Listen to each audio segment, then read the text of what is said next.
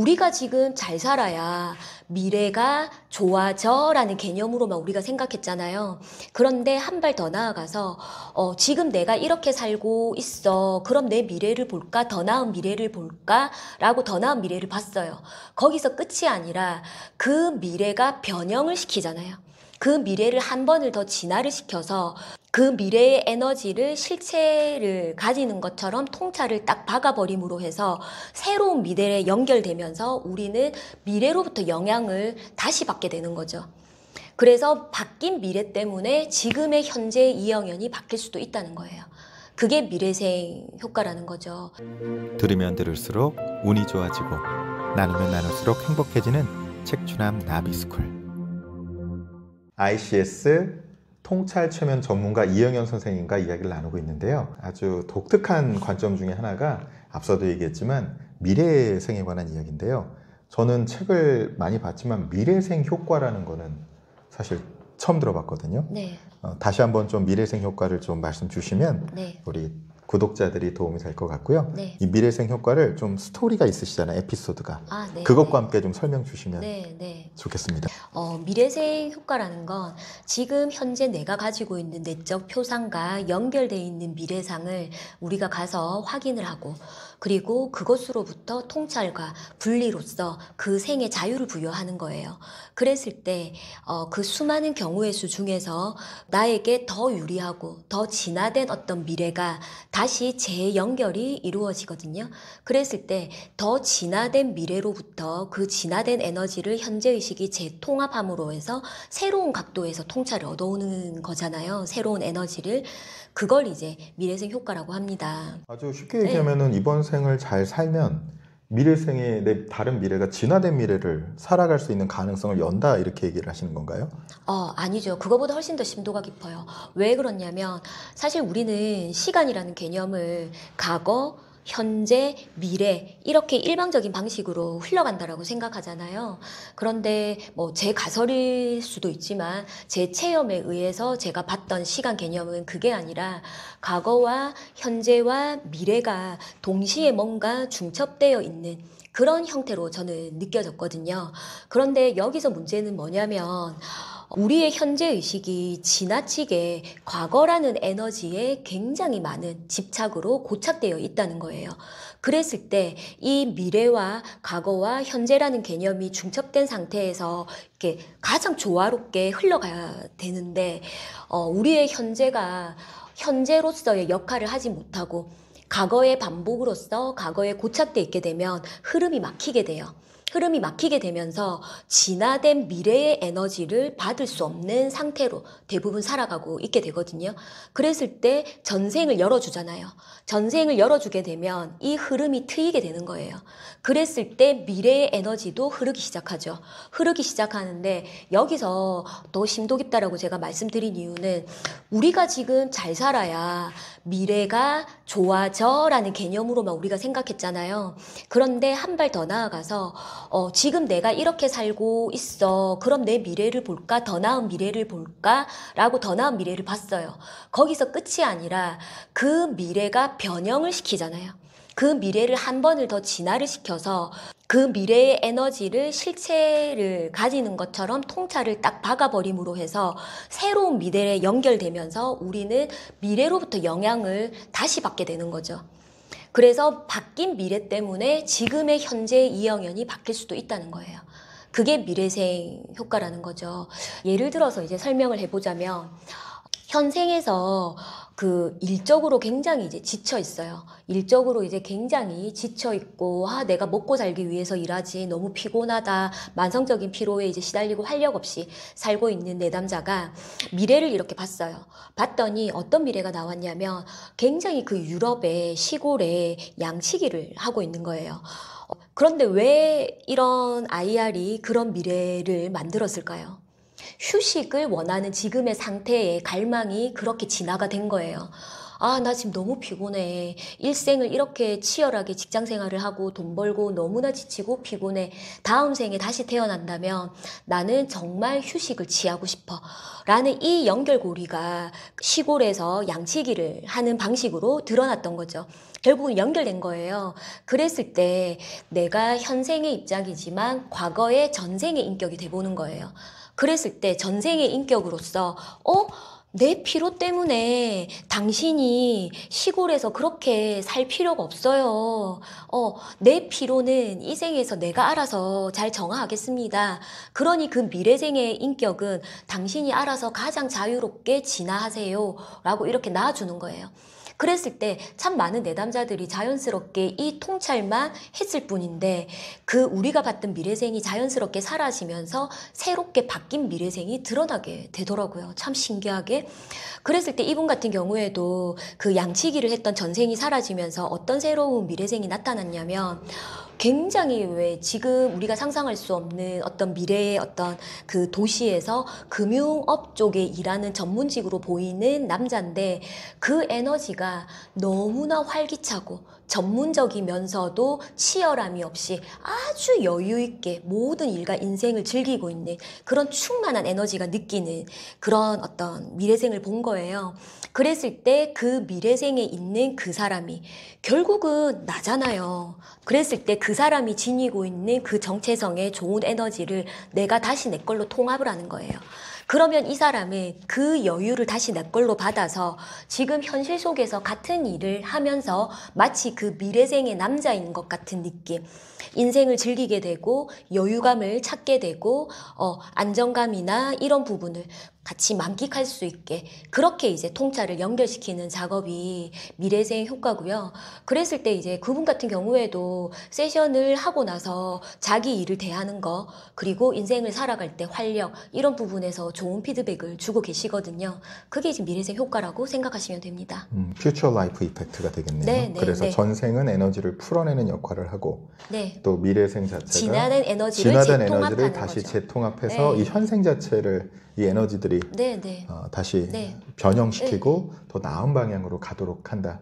그럼 전생 효과, 미래생 효과가 네. 현재 상태를 에너지 그렇죠. 상태를 변화시킨다는 미래를 위해서 하는 작업이 아니라 지금을 위해서 미래의 에너지를 끌어와서 통찰하는 거죠.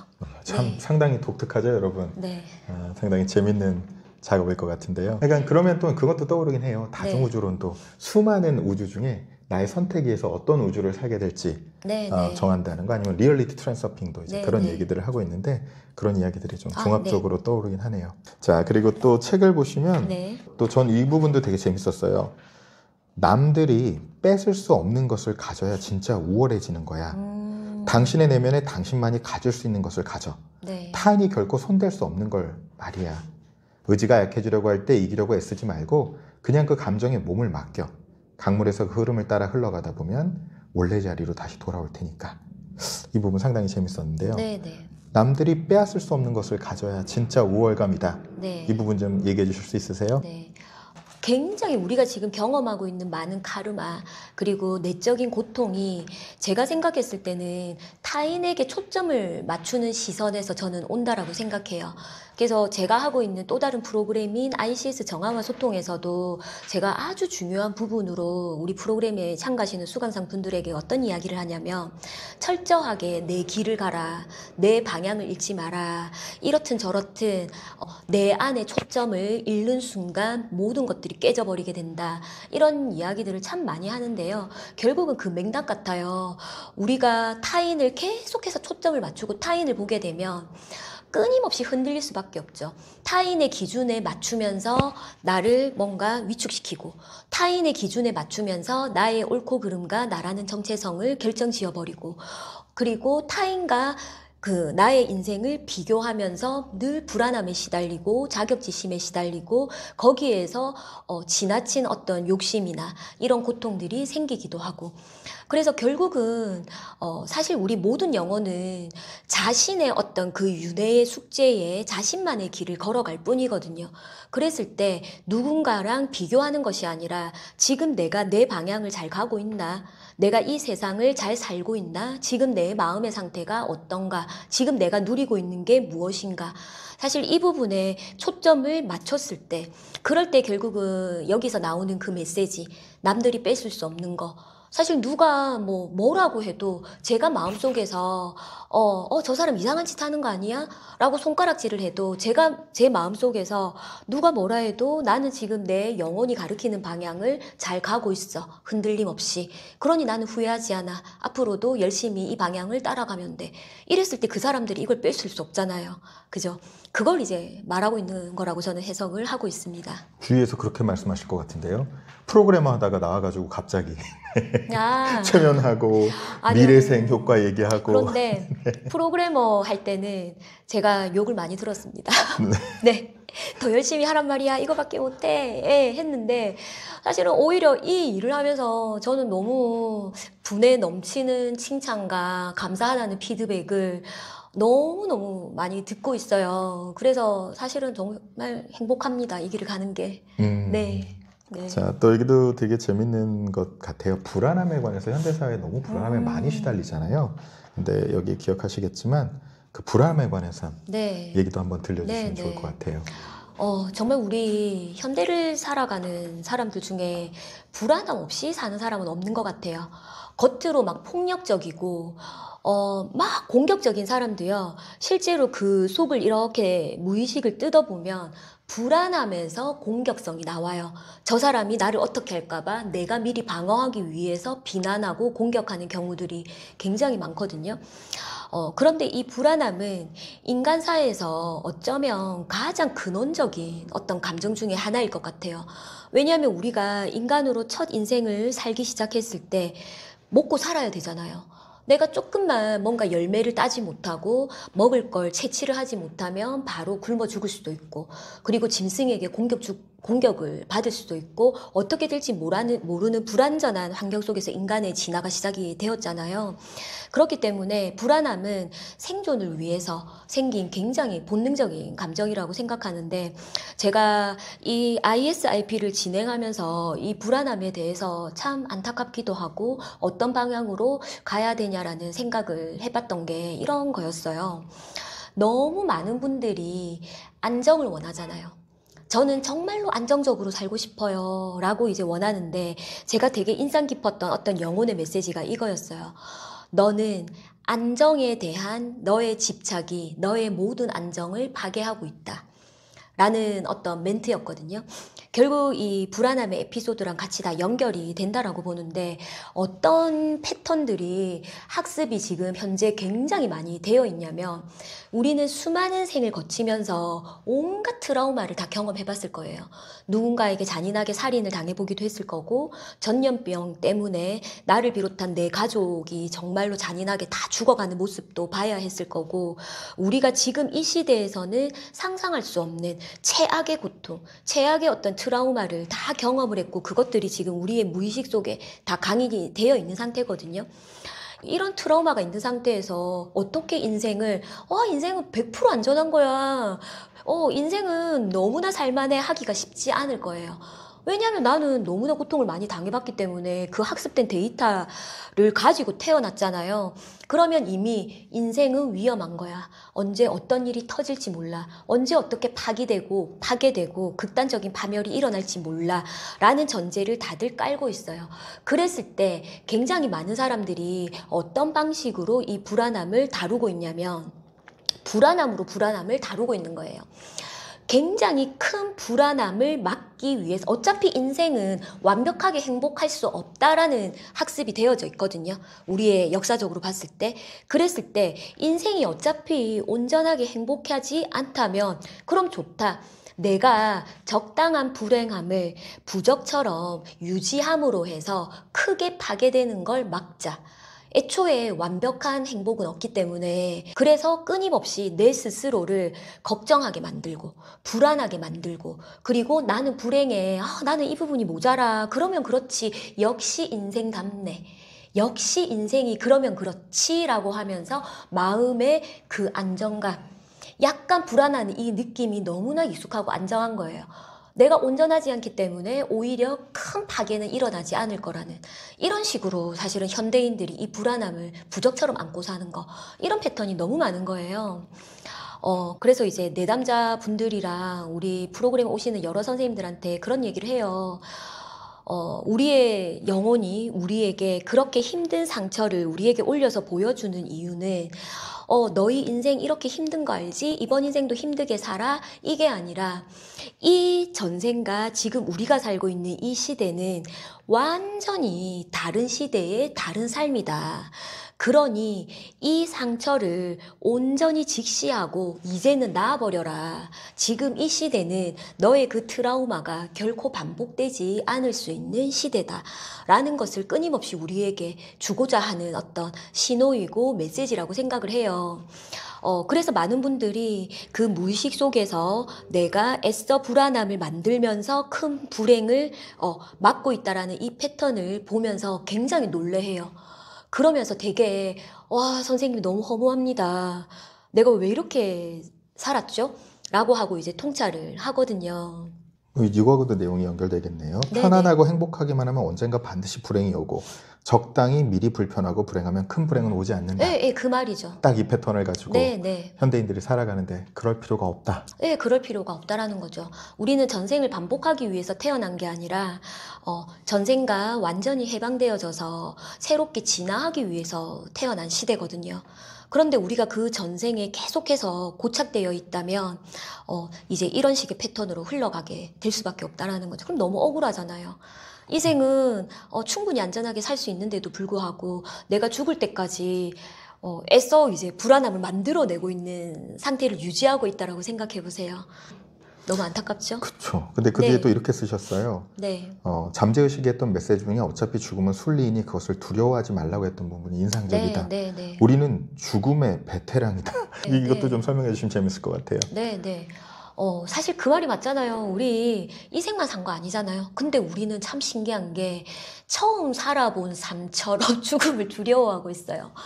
그런데 사실 우리의 무의식을 이렇게 들여다보면 얼마나 많은 인생을 수천 년 동안 거쳤겠어요. 이렇게 죽어보고 저렇게 죽어보고 10살에 죽어보고 20살에 죽어보고 온갖 것들의 죽음을 다 맞이를 했거든요. 우리가 태어나자마자 정해진 운명이 죽음이잖아요. 그렇기 때문에 뭐 어떤 사람은 부자가 되기도 했고 가난하기도 했고 자식이 있기도 했고 없기도 했지만 인간으로서 가장 많이 학습한 것 중에 하나가 죽음이란 말이에요. 그랬을 때 사실 그 정도로 학습을 했으면 이제는 진짜 베테랑이죠. 전문가죠. 똑같은 일을 10년을 하고 내가 똑같은 체험을 예를 들어서 한 번이 아니라 100번을 했다면 이제는 우리가 거기에 전문가가 되어야 되잖아요. 그래서 우리가 이런 어떤 전생의 통찰을 쫙 펼쳐놓고 하게 되면 그런 어떤 죽음에 대한 받아들이는 어떤 관점이나 시각도 예전하고는 완전히 달라져요. 그리고 미래생까지 봤잖아요. 소멸이 아니네. 상실이 아니네. 이렇게 계속해서 이어지고 있고 이 흐름이 끊임없는 진화로 가고 있구나. 죽음은 또 다른 시작이구나 라는 것을 내가 내 안에서 체험할 때 그리고 내가 과거를 돌아보면서 와 적어도 이 시대에는 사실 마녀사냥으로 끌려가서 화형당할 일은 없잖아요. 네, 비교적 안전하잖아요. 그랬을 때 데이터상 굉장히 안전한 어떤 죽음을 맞이할 확률이 확 늘어나 있는 시대예요. 그래서 되게 마음 평온하게 죽음을 받아들일 수 있지 않나. 그런 관점에 대해서 이제 이야기한 겁니다. 신이 전생을 혹은 미래생을 기억하지 못하게, 그러니까 수도 없이 죽어봤지만 기억이 안 나니까 이렇게 불안하게 사는 거잖아요. 근데 신의 섭리가 있어서 우리로 하여금 대부분의 우리는 전생을 기억하지 못하도록 했다. 그걸 기억하지 못하게 하는 것도 신의 네. 섭리가 아닐 거냐. 그런 네, 의견에 대해서는 네, 어떤 네. 생각을 하시나요? 네, 일리가 있죠. 이 시스템 자체가 사실은 신의 어떤 창조물이라고 생각하거든요. 그래서 이 생과 생 사이에 망각을 시켜놓은 이유도 분명히 있을 거예요. 그런데 제가 드는 확신은 하지만 이 망각을 끝까지 유지하기를 바라신 건 아니라는 생각이 들어요. 왜냐하면 신이 정말로 망각만을 원했다면 우리의 영혼의 기억까지도 다 삭제해버렸겠죠. 무한반복하게끔. 하지만 우리는 두 개의 인격체라고 말씀을 드렸잖아요. 바깥을 향하고 있는 인격체만 망각할 뿐이지 실제의 본질적인 잠재의식이나 영혼은 망각 상태가 아니거든요. 그랬을 때 신이 우리에게 던진 숙제는 너희가 외부라는 환상에서 벗어나서 너의 본질적인 존재를 찾아가게 될 때 너희는 이 망각이 필수가 아니라는 것을 깨닫게 될 것이다. 그리고 이 망각에서 벗어나게 되면서 그것을 알게 될 것이고 이 윤회로부터 스스로 벗어나게 될 거다. 저는 이게 신의 어떤 큰 작품의 메시지라고 생각을 합니다. 이것도 굉장히 인상이 깊었어요. 네. 지금까지 나는 내가 아니기를 바라면서 살아왔는데 이제는 내가 나임을 받아들이고 온전히 나의 삶을 살아야 한다고 말씀하세요. 현생의 가족 속에서 인정받고 사랑받기를 원해서 살았던 것은 전생의 죄책감에서 비롯된 것인데 이제는 벗어나서 나 자신이 되어야 합니다. 요 구절인데 물론 네, 맥락이 네. 있긴 하지만 네, 네, 요거 네. 자체로도 한번 말씀 주실 수 있을 것 같아요. 사실 이걸 두 가지로 이제 볼 수 있어요. 첫 번째 시각은 어떻게 볼 수 있냐면, 저는 전생을 이렇게 펼쳐서 보면서 너무 소름 끼쳤던 게 뭐였냐면, 나는 이영현으로 태어났는데 이영현이었던 적이 있었나? 라는 생각이 드는 거예요.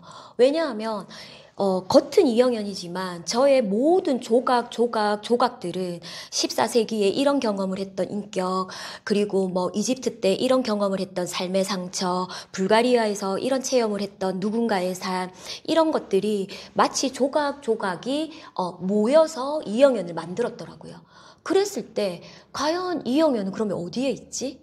라는 생각이 들면서 되게 소름이 끼쳤고, 그러면서 내가 정말로 이영현으로 살기 위해서는 이런 조각을 인식하고 내려놓고 이 과정을 끊임없이 반복했을 때 그때 드러나는 그 모습이 아무런 영향을 받지 않은 상태에서 드러나는 그 순수한 게 진짜 나의 모습이 아닌가라는 생각을 했고요. 또 한 가지 다른 면에서 이 부분을 해석하자면, 정말 따끈따끈하게 제가 이제 어제 했던 세션의 예예요. 그분이 이제 세션 이완 상태에서 마음의 방에 들어갔어요. 마음의 방에서 어떤 상태냐라고 했더니 깜깜한 곳에서 혼자 앉아서 막 울고 있대요, 슬프게. 그래서 제가 왜 울고 계세요? 라고 했더니 아주 소중한 존재를 잃었어요. 그래서 제가 그 소중한 잃어버린 게 뭔가요? 라고 했더니 나 자신을 잃어버렸어요. 아주 소중한 나 자신을 잃어버렸어요. 이렇게 이제 이야기하면서 마음이 아파요 하고 우시더라고요. 그래서 제가 이분에게 이런 질문을 했어요. 그러면 지금 울고 있는 존재는 누군가요? 라고 했더니 그분이 갑자기 한 조금의 침묵이 흐르더니 저예요. 이렇게 말씀하시는 거예요. 이게 무슨 포인트냐면 우리는 내가 인정하고 싶지 않은 나를 나라고 생각하기 싫죠. 그래서 뭔가 또 다른 나 이럴 수 있어요. 그런데 이것도 사실 어떻게 보면 환상이죠. 결국 내가 진짜 나를 발견해 나가는 과정에서 우리는 어떤 과정을 거쳐야 되냐면 우선 나를 차별 없이 울고 있는 모습도 괜찮아 라고 나로 수용하고, 그리고 뭐 화를 내거나 짜증내거나 찌질한 내 모습까지도 그래도 이 모습도 나야 라고 이렇게 받아들이고 수용해 나가는 거. 결국은 이 수용이 내려놓음이거든요. 통과가 내려놓음이에요. 이것을 하지 않을 거야. 이거는 저항이고 오히려 집착이에요. 저항의 집착. 정말 허용이나 수용이고 내려놓는다라는 건 온전히 그곳으로 들어가서 슬픈 나를 통과하고 울고 있는 나, 화나는 나를 그대로 통과해 갈 때 그게 슬픔의 나를 공감해서 내려놓게 되고 화나는 나를 공감하면서 내려놓게 되면서 결국 정말 본질적인 나를 찾아가는 과정이거든요. 그게 이제 최종적인 이 문구의 어떤 해석이라고 생각하시면 좋을 것 같습니다. 내가 돼야 된다. 네. 비교하지 않고 나만의 생을 살아갈 수 있는 그런 것들은 상당히 좀 시간적 개념에서도 전생, 현생, 미래생까지 통합하는 관점에서 볼 때, 그리고 우리를 넘어선 어떤 존재들이 있다라는 그 확신들이 필요할 것 같은데요. 어떻게 그 존재들에 대한 확신을 하셨는지도 궁금해요. 제가 어느 날 베란다에 이렇게 딱 앉아 있는데요. 개미 한 마리가 지나가는 거예요. 개미 한 마리가 눈앞에서 이렇게 지나가는데 나름대로 이렇게 일렬로 잘 가요. 그래서 제가 거기를 탁 또렷이 쳐다봤거든요. 갑자기 이 개미가 딱 서더니 90도로 방향을 틀어서 아래로 쭉 내려가는 거예요. 그래서 얘가 뭔가 고민을 했나? 왜 가던 길을 멈추고 잠깐 고민을 하더니 방향을 틀었지? 너무 신기한 거예요. 그래서 다시 착 쳐다보고 있었어요. 그랬더니 이 개미가 다시 서는 거예요. 한참을 가만히 있더니 다시 그 길을 올라가서 원래 방향을 찾아가더라고요. 이게 사실 어떻게 보면 참 별거 아닌데 저는 그 순간 무슨 생각이 들었냐면 저 개미도 어쩌면 자신들만의 지능을 가지고 자신들만의 어떤 판단과 자신들만의 어떤 의도를 가지고 있을 수 있겠다라는 생각을 했거든요. 그때 제가 갑자기 탁 하고 뚫린 각성이 뭐였냐면 개미는 사실 인간을 모르잖아요. 뭔가 얼쩡얼쩡 거리고 있을 것, 뭔가 어떤 존재가 있을 것 같기는 하지만 있는 존재하는 차원이 다르기 때문에 우리 인간, 개미야, 우리 인간이 어떻게 보여? 우리를 그려봐라고 했을 때 절대로 우리를 정확하게 그리거나 우리가 있는 3차원을 지금 정확하게 표현을 하지 않을 거예요. 그렇다면 결국 우리도 개미이지 않을까? 충분히 그럴 수 있잖아요. 우리가 다라는 증거도 없잖아요. 그랬을 때 우리가 개미이고 우리가 우리가 인식할 수 없는 차원. 사실 우리는 이 차원을 신이라고 표현을 많이 하죠. 뭔가 어른거려. 뭔가 있을 것 같아. 그리고 이런 내적 소통에서 이런 존재들을 만났다는 인류가 많아. 그러면 뭔가 있어. 그런데 뭔지는 정확하게 모르겠어. 이런 느낌이 이제 사실 차원으로 따지면 4차원, 5차원이 우리를 개미처럼 바라보고 있을 거고 7차원, 8차원이 우리를 그렇게 바라보고 충분히 있을 수도 있다는 거고요. 또 한 가지는 되게 재미있었던 포인트가 이게 끝이 아니라 저의 잠재의식 영혼인 케오라가 이런 말을 했어요. 이 개미가 아무 생각 없이 가고 있다가 고차원적인 존재인 너가 쳐다봤을 때 그 에너지 때문에 이 개미가 각성을 일으켜서 방향을 바꾸는 변화를 일으켰다라는 얘기를 했거든요. 사실 만약에 그 말이 맞다면 우리가 의식적인 부분에서 확장이 되어져서 고차원적인 존재랑 눈을 마주치거나 고차원적인 어떤 에너지와 뭔가 조우할 수 있는 그런 일들이 발생했을 때 우리도 그것으로부터 영향을 받을 수 있다는 거죠. 그것들을 감각이 되니까. 네. 이제 브라이언 와이스 박사님은 그것을 하이어 셀프나 아니면 마이클 뉴턴은 그런 존재를 마스터라고도 표현을 하는 것들을 많이 들어봤는데 그러한 실제 감각 때문에 객관적으로 막 이거를 임상 실험처럼 할 수는 없지만 그것들 속에서 내가 그것들을 경험했기 때문에 이야기하실 수 있다고 얘기해 주시는 거죠. 그래서 사실 이 모든 것들은 우리가 밝혀낼 수 없는 영역의 이야기들이잖아요. 그래서 제가 한 가지 당부 말씀드리면 어떤 거든지 현혹되면 안 된다라고 생각을 해요. 와, 이거 재밌네? 이거는 진실이야. 현혹돼버리는 순간 왜곡이 일어날 수 있거든요. 그래서 이런 이야기들은 열린 마음으로 그냥 이럴 수 있겠다라는 가능성 정도로만 보시고 결국은 메타포적인 차원에서 현실적인 기반으로 내가 어떤 변화를 일으킬지 그게 가장 중요한 핵심이라는 걸 반드시 가지셨으면 좋겠습니다. 네, 그래서 본인은 굉장히 뭐라고 말씀을 주시냐면은 평범하다 이렇게 얘기를 하시는데 이 책 쓰는 방법 자체가 일단은 평범치 않으시던데요. 일반인들이랑 책을 다르게 저도 책을 여러 권 쓰긴 했지만 이 책 쓰는 이 고통 엉덩이를 붙이고 앉아가지고 그냥 계속 써야 되는 그 고통과 다른 방식으로 쓰신다는 소문이 사실 저는 어떤 새로운 강의를 프로그램을 만들어내거나 책을 이렇게 써낼 때 어떤 방식으로 쓰냐면 사실 일하는 거 되게 싫어하거든요. 일하는 걸 너무 싫어해서 일을 벌리기가 싫어요. 그런데 어떤 현상이 가끔씩 일어나냐면 특히 밤에 이렇게 자려고 할 때 꿈속 또는 새벽녘에 일어나려고 할 때 나와 있는 책이 페이지가 펼쳐지면서 제가 그것을 눈으로 읽고 있어요. 실제로 나와 있는 책인 거예요. 실제로 나와 있는 책을 제가 이렇게 쭉 읽는 거죠. 끝도 읽고 앞부분도 읽고 중간 부분도 읽고 어떤 에피소드도 읽고 읽었을 때 너무 선명하게 읽히잖아요. 그러면 이거를 안 쓸 수가 없죠. 그러면 이제 바로 일어나서 노트북을 딱 켜요. 그러면 이제 며칠 만에, 왜냐하면 저는 사실 받아 쓰는 느낌이죠. 이미 미래에 있는 책을 펼쳐서 읽으면서 받아 쓰는 느낌. 그래서 정말 아무런 고민이나 아무런 생각 없이 책 한 권이 며칠 사이에 뚝딱뚝딱 만들어지고 강의도 마찬가지예요. 어떤 강의를 개설할 생각이 전혀 없는데 제 강의를 하고 있는 강의 프로그램을 제가 들어요. 제가 들으면서 이런 강의를 해? 나쁘지 않은데 괜찮은데 제가 그 강의를 듣는 거예요. 그러면 일어나자마자 그 들은 걸 써요. 그대로 받아 쓰거든요. 실제 강의를 한 그거를 받아 쓰면 그거를 그대로 옮기는 거예요. 그래서 제가 예전에는 이런 현상이 사실 뭔지 제가 이렇게 왜 아기가 맞아지지 않았는데 최근에 이제 미래생에 대한 통찰 그거를 하다 보니까 제가 드는 생각이 미래에 이미 그들이 존재하고 있고 미래에 내가 있고 그 미래의 내가 이것을 한 걸 완료한 후에 나에게 우리가 했으니 너가 해야 돼 라고 이렇게 신호를 주고 있구나. 그런데 저는 이 신호를 따라가는 게 나쁘지 않다고 생각해요. 왜냐하면 1년을 더 살았던 5년을 더 살았던 10년을 더 살았던 결국 늘 진화하고 있을 것이고 늘 성장하고 있을 것이기 때문에 결국 성장한 나의 존재로부터 진화된 나의 존재로부터 이끌림을 받는다라는 게 굉장히 좋은 흐름을 따라가고 있다는 느낌이 들거든요. 그래서 되게 스트레스 없이 재수 없지만 그렇게 인생은 일하고 역시 있습니다. 불공평하다는 사실을 네. 그리고 이런 퓨처 컨닝이라고 하는 퓨처 컨닝 이펙트라고 그런 용어가 있나요?